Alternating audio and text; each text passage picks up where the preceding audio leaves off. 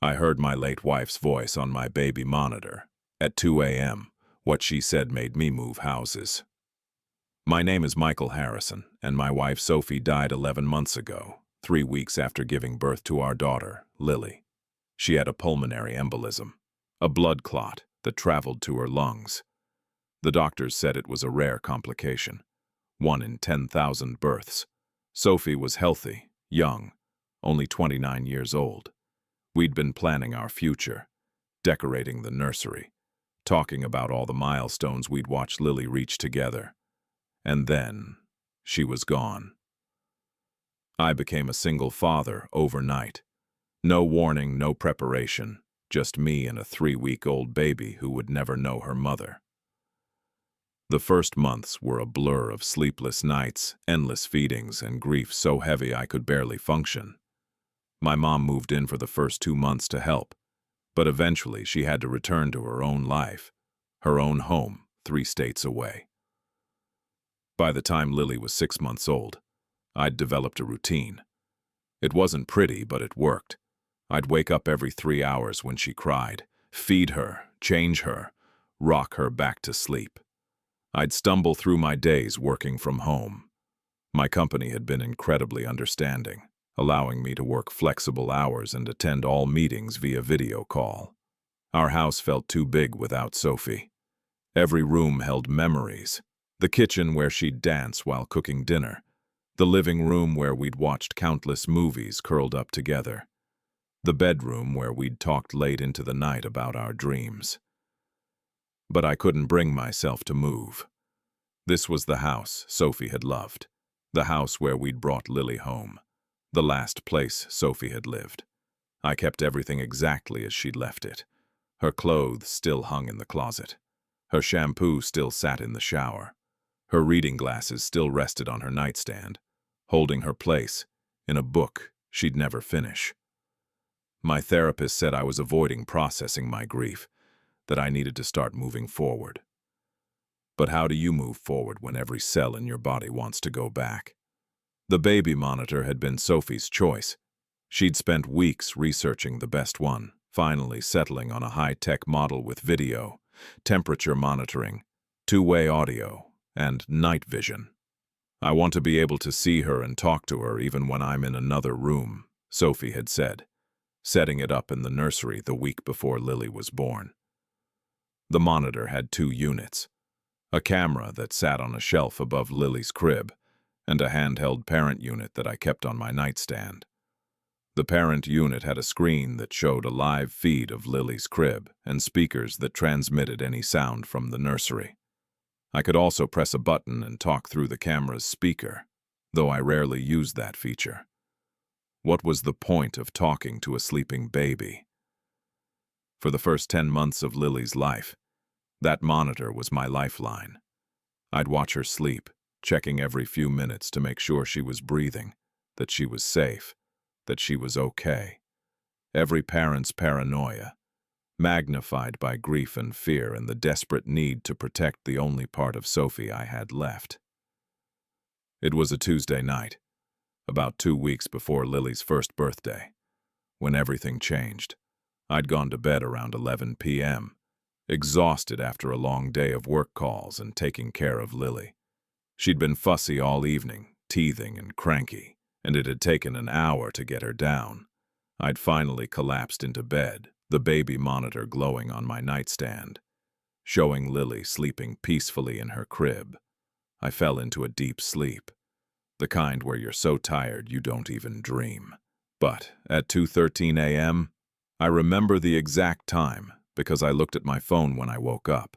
I was jolted awake by a sound from the baby monitor. A voice, not Lily crying or fussing. A woman's voice, speaking softly, clearly, through the monitor's speakers. Michael. My heart stopped. I knew that voice. I'd know it anywhere, even though I hadn't heard it in 11 months. It was Sophie's voice. I grabbed the parent unit from my nightstand, my hands shaking so badly I nearly dropped it. The screen showed Lily's room, the night vision casting everything in that eerie green glow. Lily was still asleep in her crib, peaceful and undisturbed, but the voice continued. Michael, can you hear me? Sophie's voice, clear as day, coming through the baby monitor speakers. I couldn't breathe, couldn't think. This wasn't possible. Sophie was dead. I'd been to her funeral, stood at her graveside, watched them lower her casket into the ground. This couldn't be happening! I know you can hear me, the voice said, still soft, still unmistakably Sophie. I need you to listen carefully. My rational brain was screaming that this was impossible, that I was dreaming, that I'd finally lost my mind from grief and exhaustion. But the voice was so real, so clear. Someone is in the house, Sophie's voice said. Right now, they're in the house. Ice flooded my veins. I sat up in bed listening. The house was silent except for the gentle hum of the air conditioning and the sound of my own heart pounding. Check the camera, Sophie's voice instructed. Look at the doorway. With trembling hands, I zoomed out the view on the baby monitor, expanding the field of vision to show more of the nursery. And there, just barely visible at the edge of the frame, in the doorway of Lily's room, was a shadow, a human-shaped shadow. Someone was standing in my daughter's doorway, watching her sleep. Every instinct screamed at me to run to Lily's room, to protect my daughter, to confront whoever was in my house. But Sophie's voice stopped me. Don't move, she said. He has a knife. If you go in there, he'll hurt Lily. Stay where you are and call 911, now. My hands were shaking so hard I could barely unlock my phone. I dialed 911, whispering frantically to the operator that someone was in my house, in my baby's room. Please send help immediately. Officers are on their way, the operator said. Stay on the line with me. Can you see the intruder? On the baby monitor, I whispered. He's in my daughter's doorway. I can't see his face, just his shadow. The operator kept me on the line, kept asking questions, kept me focused while I watched that shadow on the monitor screen. It didn't move, just stood there, watching Lily sleep. Sophie's voice had gone silent after telling me to call 911. Part of me wondered if I'd imagined it, if the grief had finally broken my mind.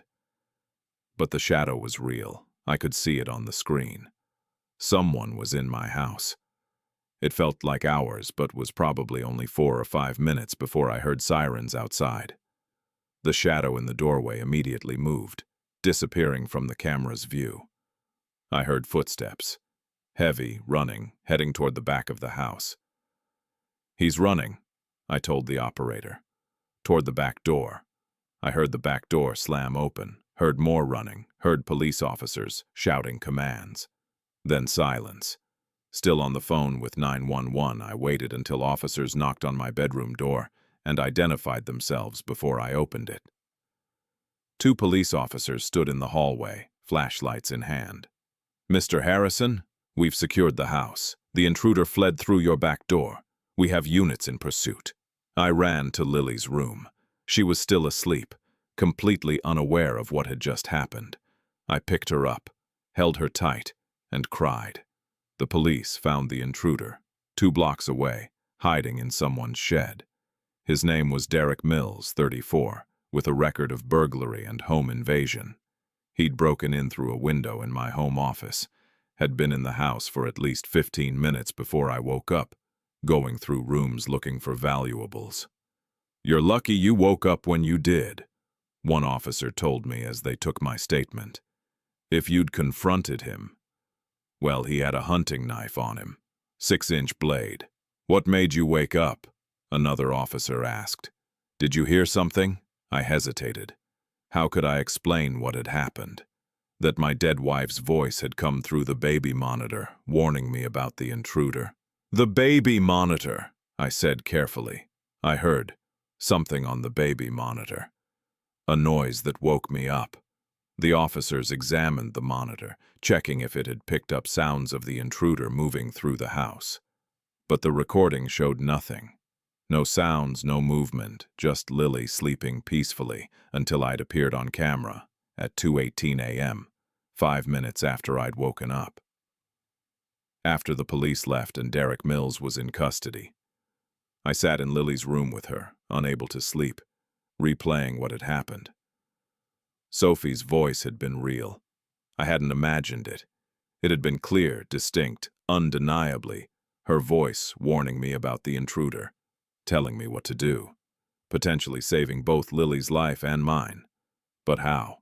Sophie was dead. She'd been dead for 11 months. This wasn't possible. Unless... I pulled out my laptop and started researching baby monitor hacking.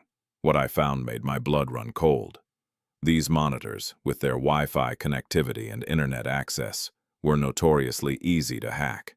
Cyber criminals could gain access to the cameras and speakers, watch families in their homes, even talk through the monitor's two-way audio. Had someone hacked our baby monitor? Had someone been watching us, watching Lily, and used Sophie's voice, maybe an AI recreation or a recording, to warn me about the intruder? But that didn't make sense either. Why would a hacker help me? Why would they warn me about the break-in? I checked the monitor's security settings. The password was still the default one Sophie had set up, a combination of her birthday and our anniversary. Not secure, but not something a random hacker would guess either. I changed all the passwords, enabled two-factor authentication, updated the firmware. But even as I did it, I knew I was avoiding the real question. Had I really heard Sophie's voice, or had grief and exhaustion finally made me lose touch with reality? The next few days were surreal. The police investigation continued. Derek Mills confessed to the break-in and was charged with burglary, attempted robbery, and weapons possession. My home insurance covered repairs to the broken window. I installed a proper security system with sensors on all doors and windows. But I couldn't stop thinking about that voice. I didn't hear it again for 3 days. Then on Friday night, at exactly 2:13 a.m., the baby monitor crackled to life. "Michael," Sophie's voice again, soft, gentle, unmistakable. This time I was ready. I grabbed the monitor, wide awake, staring at the screen. "Sophie," I whispered. "You need to leave this house," she said. "It's not safe here." "What? Why, because of the break-in?" "I installed a security system." "Not because of the break-in," Sophie interrupted. "Because of what's in the walls." "What's in the walls?" I was fully convinced I was losing my mind now. "Sophie, what are you talking about?" "The house is sick," she said. "It's been making us sick. It's why I died, Michael. And if you stay here, it'll kill Lily too." The connection cut off. Just static. Then silence. I sat there in bed, heart racing, trying to process what I'd just heard. The house made Sophie sick. That was insane. She'd died from a blood clot, a complication from childbirth. Nothing to do with the house. But I couldn't sleep. Sophie's words, or whatever I'd heard, kept echoing in my mind. "What's in the walls?" The next morning, I called a home inspector. I told him I wanted a comprehensive check of the entire house. Foundation, roof, walls, everything. He seemed surprised, but agreed to come that week. "Any specific concerns?" he asked. "Just check everything," I said, "especially the walls." The inspector, a man named Tom Chen, spent an entire day going through the house. He checked for termites, water damage, structural issues, electrical problems. Finally, in the late afternoon, he called me into the basement. "Mr. Harrison, when was this house built?" 1987, I said. "Why? And has there been any renovation work done, particularly in the past few years?" "We had the master bathroom remodeled about 3 years ago," I said. "Before Lily was born." Tom nodded grimly. "I need to run some tests, but I think you might have a serious mold problem." "Black mold, possibly. See these dark patches behind the water heater?" I looked where he was pointing. Sure enough, there were dark stains spreading across the concrete wall. "That's mold." "I think so. And if it's behind here, it could be throughout the house, especially in areas that were disturbed during renovation." Black mold can cause serious health problems, respiratory issues, headaches, fatigue. In extreme cases, especially for pregnant women or infants, it can be life-threatening. My stomach dropped. Life-threatening. I'll need to bring in a mold specialist to confirm, but yes, black mold exposure during pregnancy can lead to complications. And for infants with their developing immune systems, the risks are even higher. Sophie's voice echoed in my head. It's why I died, Michael. A blood clot, a rare complication from childbirth. 1 in 10,000. Unless it wasn't so rare. Unless something had compromised Sophie's health, made her more susceptible to complications. Tom brought in a mold specialist the next day. They took samples from multiple locations throughout the house. The basement, the bathroom, behind walls, under floors. The results came back 3 days later. Shoebots, chardarum, black mold. Throughout the house, but especially concentrated in the master bathroom and bedroom, the rooms where Sophie had spent most of her time during her pregnancy. This level of exposure is dangerous, the specialist told me, especially for pregnant women and infants. It can cause respiratory problems, immune system issues, and in severe cases, can contribute to pregnancy complications, including blood clotting disorders. Blood clotting disorders, like pulmonary embolism. I sat down hard, my legs suddenly unable to support me. Sophie hadn't died from a random 1 in 10,000 complication. She'd died because our house was poisoning her. Because I hadn't noticed the mold, hadn't checked, hadn't protected her. Mr. Harrison, are you okay? My wife, I managed. She died. 11 months ago. Pulmonary embolism. 3 weeks after giving birth. The specialist's face filled with sympathy and understanding. I'm so sorry. The mold exposure during pregnancy could certainly have been a contributing factor. It affects blood coagulation, can increase clotting risks. And my daughter, I said, thinking of Lily sleeping upstairs. She's 11 months old. She's been exposed to this her entire life. We need to get her checked by a doctor immediately, the specialist said.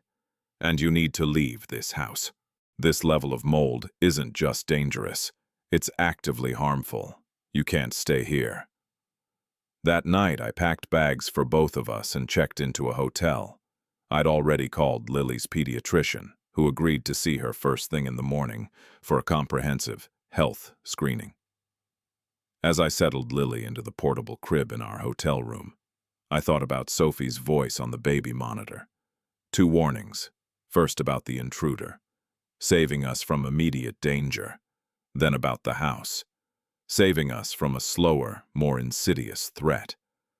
I didn't understand how it was possible. I still don't.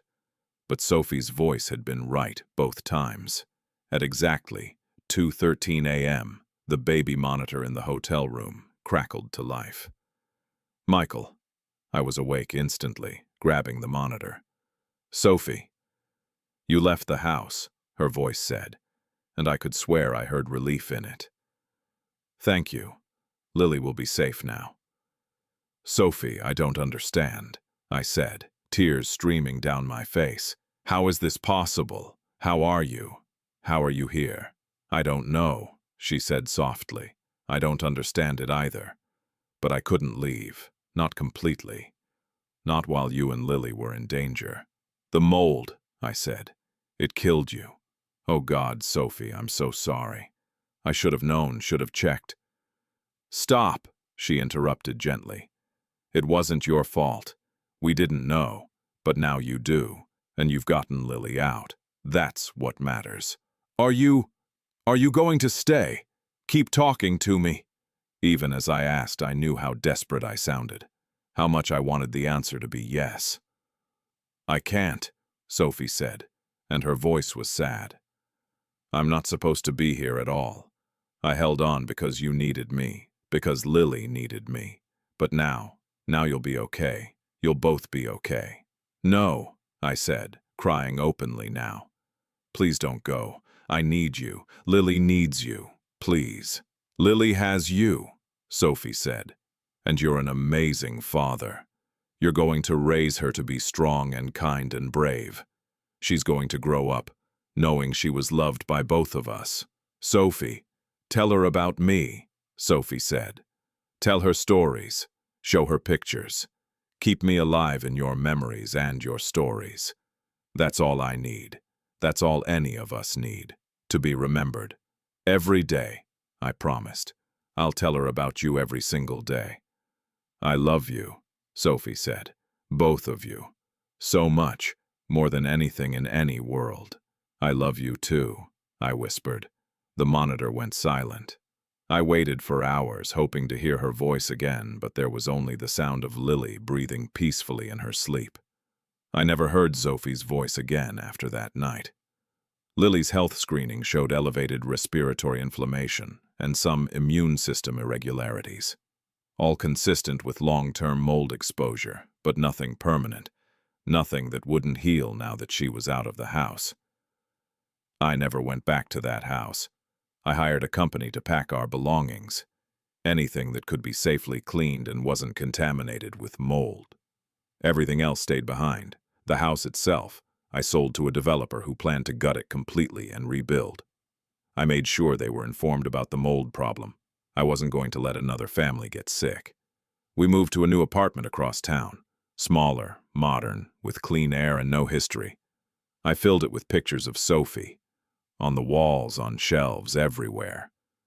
Lily's first word was, "Mama," pointing at Sophie's photograph. I tell her stories about Sophie every night. How we met. How much Sophie wanted her. How Sophie's favorite color was green and she couldn't sing but loved to anyway. How she would have been the best mom in the world. Lily is 3 now. Sometimes she points at Sophie's pictures and says things like, "Mama pretty" or "Mama loves me." I always agree, because it's true. I still have the baby monitor, though I don't use it anymore. I keep it in a box in my closet, along with other things of Sophie's I couldn't part with. Sometimes, late at night, when I'm missing her particularly badly, I take it out and turn it on, hoping to hear her voice one more time, but the monitor stays silent. Whatever allowed Sophie to reach out, to warn me, to save us, it's gone now. She's at peace. She's moved on. Wherever she is, I hope she knows that Lily and I are okay, that we're safe, that we remember her. People ask me sometimes if I believe in ghosts, in the supernatural, in life after death. I tell them I don't know. I'm not religious. I'm not particularly spiritual. But I know what I heard. I know Sophie's voice came through that baby monitor, warning me twice about dangers I couldn't see. Saving her daughter's life, even though she couldn't be there to raise her. Science can't explain it. Grief, hallucinations, skeptics say, audio pareidolia, hearing meaningful patterns in random noise. Baby monitor interference, picking up random radio signals that happen to sound like my dead wife. But I know what I heard. And more importantly, I know what happened, because I listened. The house is gone now, demolished and rebuilt. A new family lives there in a clean home with no mold, no danger. They sent me a thank you note when they moved in, grateful that I'd disclosed everything, that I'd made sure the problem was fixed before anyone else could be hurt. I heard my late wife's voice on my baby monitor at 2 a.m. What she said made me move houses. But more than that, it saved my daughter's life. It gave Lily the chance to grow up, healthy and safe. It gave me the truth about why Sophie died, and while that truth is painful, it's better than wondering, better than blaming myself for something random and cruel. Sophie saved us one last time. She held on when she should have been able to rest, stayed when she should have been able to let go, all to protect the daughter she'd never get to raise and the husband she'd had to leave behind. That's love.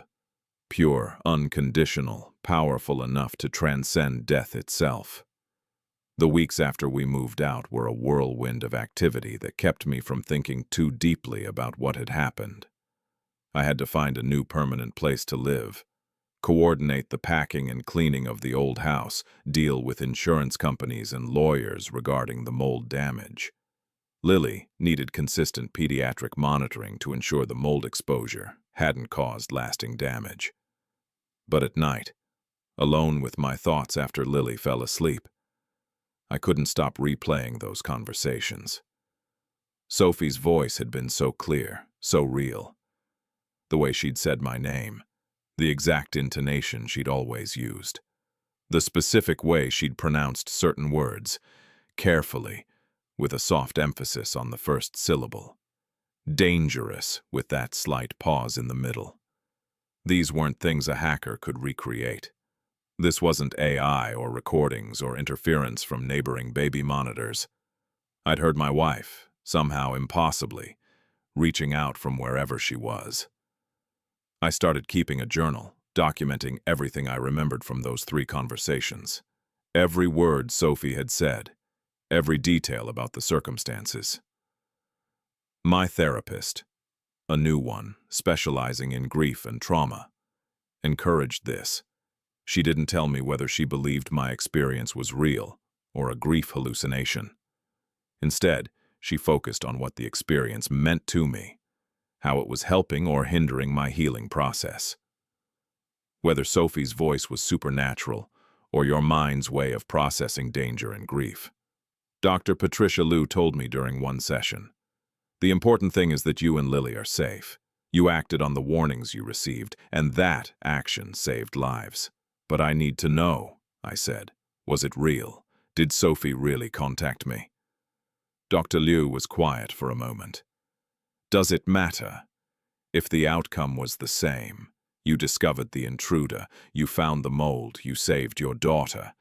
Does the mechanism matter?" "Yes," I said firmly. "Because if it was real, if Sophie really did reach out, then death isn't the end. Then there's something more. Then she's somewhere, and maybe she can still see Lily grow up, even if she can't be here physically." "And if it wasn't real?" Dr. Liu asked gently. "If your subconscious mind detected the intruder's presence through subtle sounds you didn't consciously register? If your body was reacting to the mold exposure and your brain manufactured a reason to investigate? Would that diminish Sophie's love for you? Would it mean she's not still with you in memory and spirit?" I didn't have an answer for that. My mom came to visit a month after we'd moved. She'd been worried about me, making more frequent phone calls, suggesting again that I move closer to her. When she saw our new apartment, bright, clean, with pictures of Sophie everywhere, she seemed relieved. "You're doing better," she said, watching me play with Lily on the living room floor. "I'm trying," I said. "Tell me about the old house," Mom said carefully. "You said there was mold." I told her everything, about the black mold, the levels of exposure, the connection to Sophie's death. I didn't tell her about the voice on the baby monitor. That felt too private, too impossible to explain. But Mom looked at me with such knowing sadness that I wondered if she guessed anyway. "Sophie was always watching out for you," Mom said. "Even before. Well, even when she was here. She loved you and Lily so much." "I know," I said.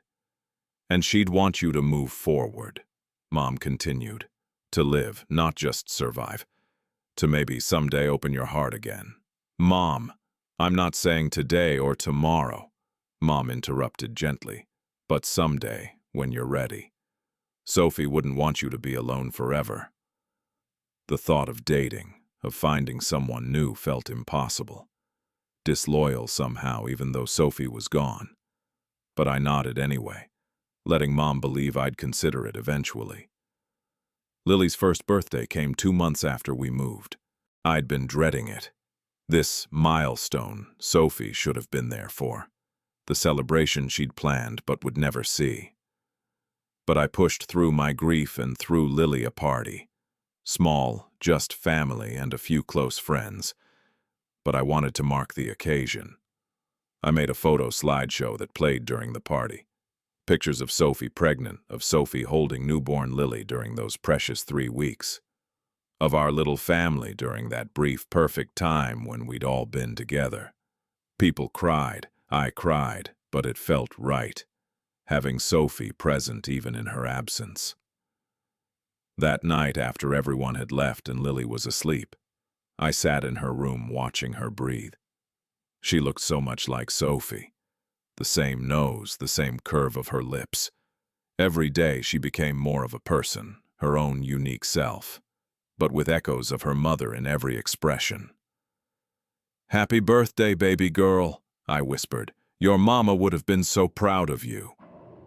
The baby monitor on the shelf remained silent.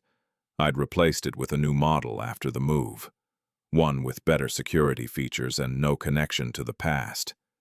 But I still had the old one in that box in my closet. On impulse, I went and got it, plugged it in, set it up just like it used to be. With the camera pointing at Lily's crib, I waited. 2:13 a.m. came and went. No voice, no message, just the quiet sound of Lily sleeping. I don't know what I expected. Sophie had said goodbye. She'd told me she was letting go. Why would she come back? But I hoped anyway. Over the next year, life slowly found a new normal. Lily started walking, then running. She learned new words every day. She developed a personality. Funny, stubborn, curious about everything. She had Sophie's laugh, I realized. That same delighted sound that had always made me smile. I went back to work at the office part-time, finally feeling capable of being around people again. My colleagues were kind, never pushing, always understanding when I needed to leave early for Lily's appointments or daycare pickup. I started dating, tentatively, after Lily turned 2. Nothing serious, just coffee with a woman from work, dinner with someone I'd met at the playground. It felt strange, disloyal, until I remembered what Mom had said. Sophie wouldn't want me to be alone forever. And one night, after a particularly nice date with a kindergarten teacher named Emma, who made me laugh for the first time in months, I came home and talked to Sophie's photo.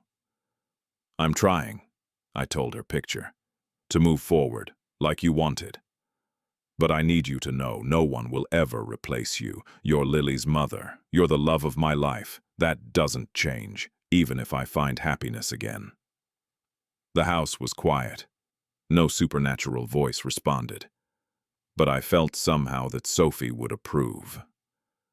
Lily is 3 now, as I mentioned. She goes to preschool 3 days a week and is already learning to read. She's smart, empathetic, brave. Everything I hoped she'd be. Everything Sophie and I dreamed she'd become. Sometimes Lily says things that stop me in my tracks. Last week, she pointed at one of Sophie's photos and said, "Mama talks to me sometimes." My heart stopped. "What do you mean, sweetie?" "In my dreams," Lily said matter-of-factly. "Mama comes in my dreams and tells me stories. She says she loves me." I hugged her tight, crying into her hair. "She does love you, so much." "I know," Lily said confidently. She told me. Maybe it's just the normal fantasy life of a 3-year-old. Maybe Lily's brain is creating memories and connections based on the stories I tell her, the pictures she sees, or maybe, and I choose to believe this, maybe Sophie really does visit her daughter in dreams, staying connected in the only way she can. I still have the old baby monitor. Sometimes late at night when I can't sleep, I take it out and turn it on. I set it up pointed at nothing in particular, and I wait. I've never heard Sophie's voice again. Not in 3 years, but I keep hoping. Because those 3 messages, warning me about the intruder, about the house, saying goodbye, they changed everything.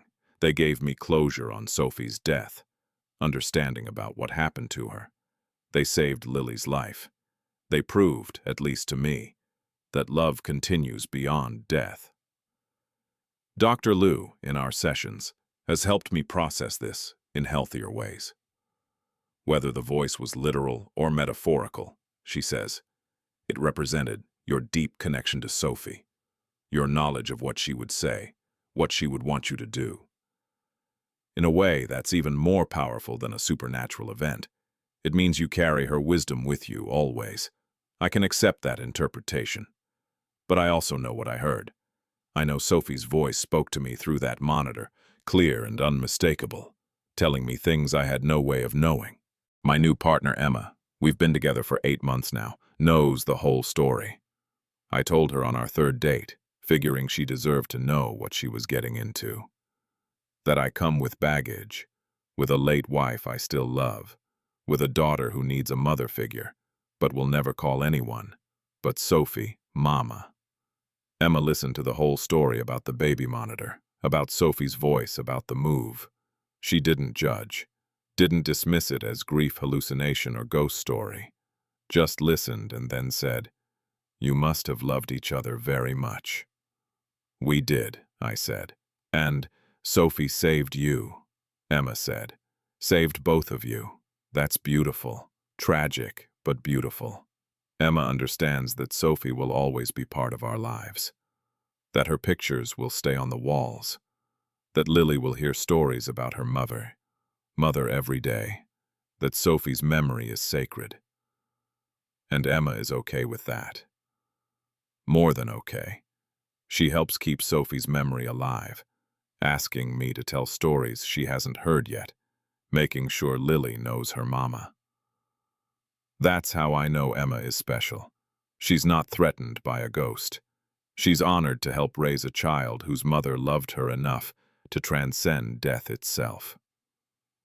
Last week, Lily asked if we could set up the old baby monitor in her room again. "The one from the old house," she specified.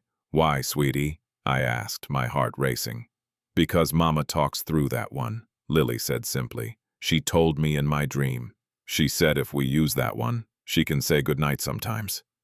Emma and I exchanged looks. Emma nodded slightly, so we set it up. The old monitor, pointing at Lily's bed in our new apartment. The device that had once carried Sophie's warnings and goodbye. For 3 nights, nothing happened, just the normal sounds of Lily sleeping, occasionally talking in her dreams, shifting positions. But on the 4th night at 2:13 a.m., Emma shook me awake. "Michael," she whispered urgently, "the monitor!"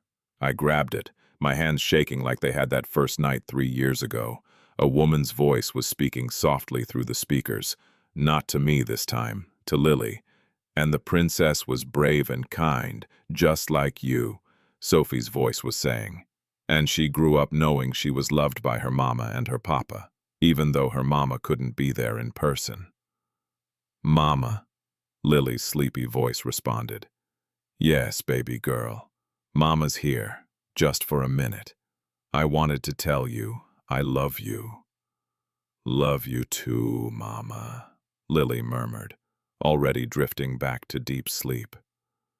"Be good for your papa," Sophie said, "and be kind to Emma. She loves you very much, and she's going to help take good care of you." "Okay, Mama. Goodbye, sweetheart.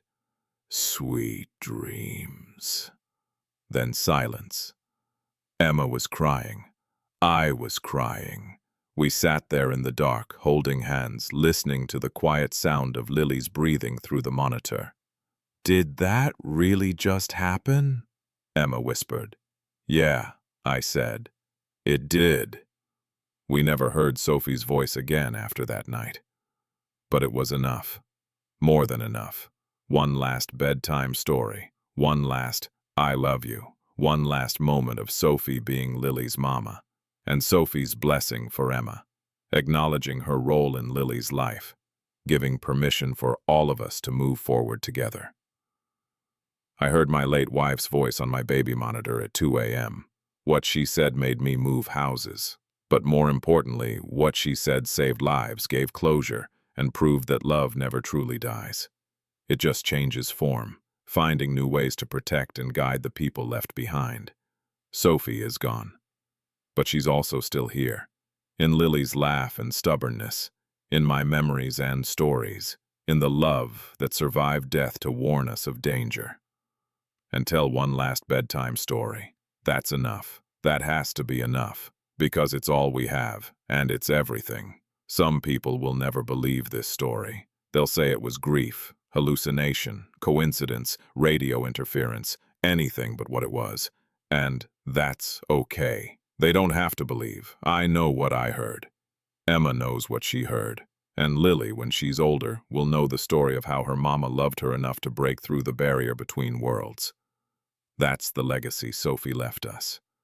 Not just life, but proof that death isn't the end of love. That sometimes, when we need it most, the people we've lost find ways to reach us one more time. I keep the baby monitor now, not hoping to hear Sophie's voice again, but grateful for the times I did. It sits on a shelf in our living room, a reminder of miracles and love and the thin places where the world of the living touches whatever lies beyond. And every night when I kiss Lily goodnight and turn out her light, I whisper the same words. Your mama loves you so much, forever, because she does. And somehow, impossibly, wonderfully, I know she hears me saying it. There's a footnote to this story that I should add. 6 months after that final message from Sophie, I decided to have the old baby monitor examined by an electronics expert. Not to prove or disprove what had happened, but to understand it better. The expert, a professor of electrical engineering at the local university, ran extensive tests on the device. He checked for hacking vulnerabilities, examined the circuitry, analyzed the recordings I'd saved from that first night when Sophie warned me about the intruder. His report was inconclusive. He found no evidence of hacking, no signs that anyone had accessed the device remotely. The passwords were unchanged from what Sophie had originally set. The encryption was intact. The recordings you have, he told me, they shouldn't exist. Based on the device's logs, no audio was transmitted at the timestamps you indicated. Yet here they are. Clear voice recordings that the device itself claims never happened. What does that mean? I asked. He shook his head. I don't know. The recordings exist. They're real audio files. But according to the device's own memory, it was in standby mode during these times. No active transmission, no input detected. It's anomalous. Impossible? I suggested. I don't like using that word, he said. But yes, by all conventional understanding of how these devices work, what you've recorded shouldn't be possible. I took the monitor home and returned it to its place on the shelf. Impossible, but real, like so much of what had happened. Lily is 4 now. She starts kindergarten in the fall. She has Sophie's determination, her creativity, her kindness. She loves books and drawing and asks endless questions about everything. She talks about her mama sometimes, mixing together the stories I tell her with what she calls her dream visits. Last month, she drew a picture in preschool during a family art project. She drew herself in the middle, me on one side holding her hand, Emma on the other side also holding her hand. And above us, floating like an angel, she drew Sophie. That's my mama, Lily explained to her teacher. She lives in heaven, but she still loves me. She told me so. The teacher, knowing our story, just smiled and said, That's beautiful, Lily. Emma and I are talking about getting married. It feels right now, in a way it wouldn't have a year ago. Sophie will be part of our wedding, her picture on display. A moment of silence to honor her memory, Lily wearing a necklace with Sophie's photo inside. I'm not trying to replace her, Emma tells me often.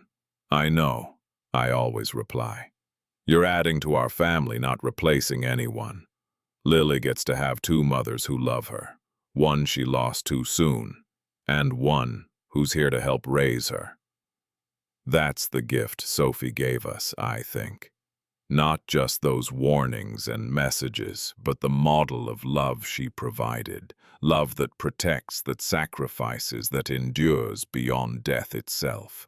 That's what Emma is trying to emulate, and that's what I'm trying to teach Lily. Sometimes I wonder if other people have experienced what I did. If there are others out there who've heard voices of lost loved ones through baby monitors, phones, radios, whatever electronic bridge might exist between worlds. I've looked online, found some stories that sound similar, though many are clearly hoaxes or misunderstandings. But a few sounds real, like mine. Like the barrier between life and death sometimes thins just for a moment, just long enough for love to break through. I don't need proof anymore. I don't need anyone to believe me. I know what happened. I know Sophie saved us, and that's enough. Lily has started asking more complex questions about death lately.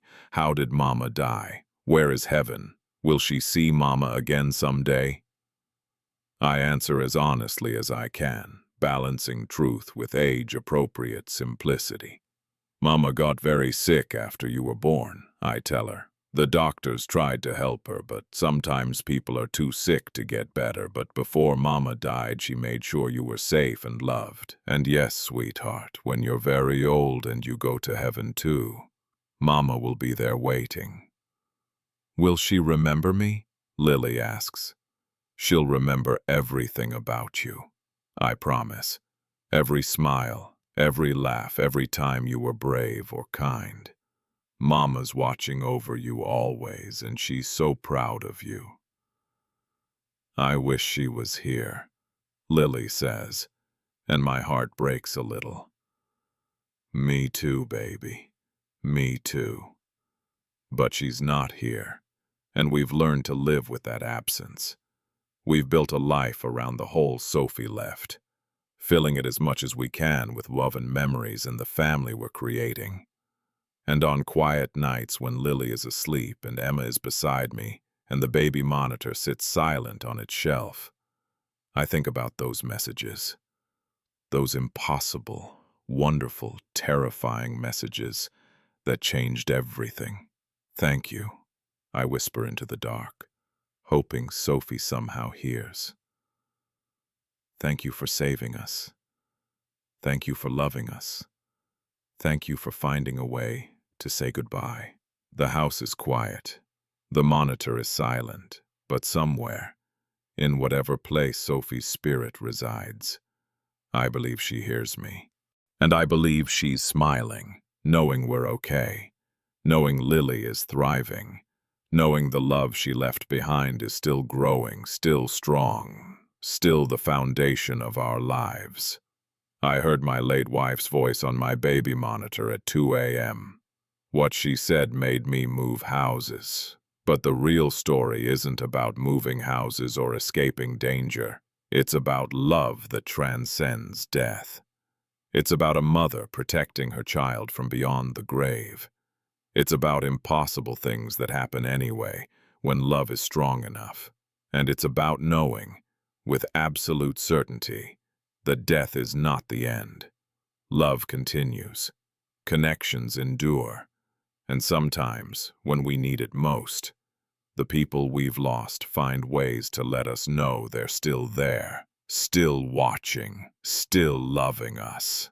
That's Sophie's gift to us, and I'll carry it for the rest of my life.